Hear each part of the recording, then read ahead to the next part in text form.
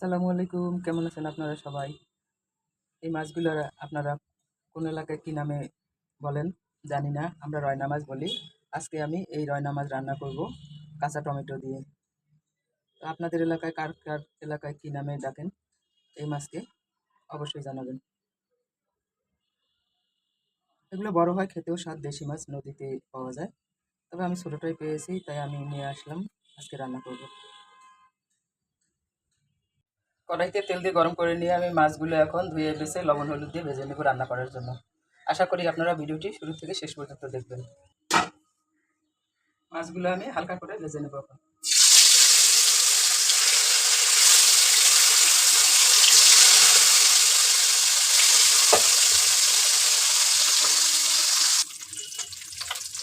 মাছ ভাজা হয়ে গেছে, এখন আমি তুলে নেব মাছগুলো।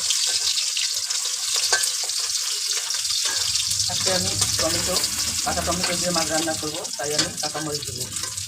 কোনো গুঁড়া মরিচ দেবো না।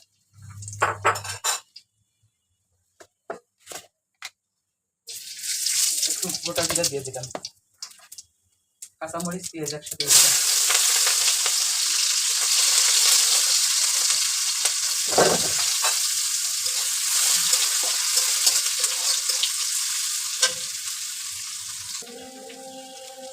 দিয়ে দেবো আমি একসাথেই আদা রসুন বাটা, জিরা বাটা, লবণ দিলাম, হলুদ গুঁড়া পরিমাণ মতো। এখন আমি মশলাটা কিছুক্ষণ কষাই নেব, তারপরে টমেটো দিয়ে দেবো। এখন আমি টমেটোগুলো দিয়ে দেবো।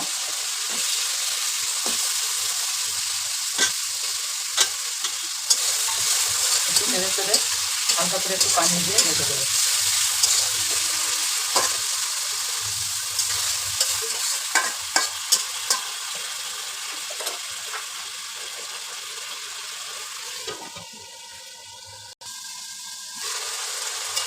টমেটো পানি শুকাই গেছে, আবারও আমি কষাই নেব।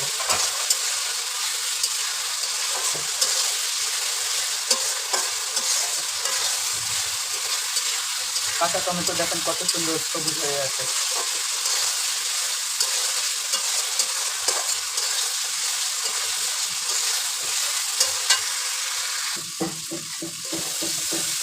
টমেটো কষানো হয়ে গেছে, এখন আমি পানি দিয়ে মাছ দিয়ে দেবো।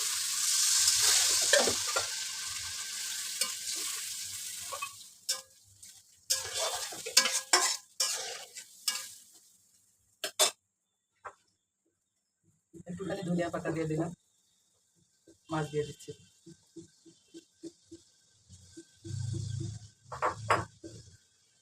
আর দিয়ে দিলাম একটুখানি জিরার গুঁড়া, আবারও ঢেকে দিলাম।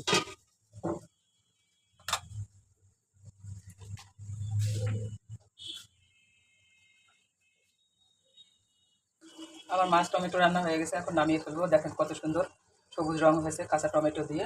আপনারা চাইলেও বাসায় রান্না করে খাইতে পারেন যে কোনো মাছ দিয়ে। হাজবেন্ডের কাঁচা টমেটো মাছ পছন্দ, তাই আমি নদীর মাছ দিয়ে রান্না করলাম। এই যে আমার কাঁচা টমেটো দিয়ে মাছ রান্না কেমন হলো, আমার রান্না অবশ্যই জানাবেন। কে কোথা থেকে দেখতেছেন তাও জানাবেন। আর আমার পেজটি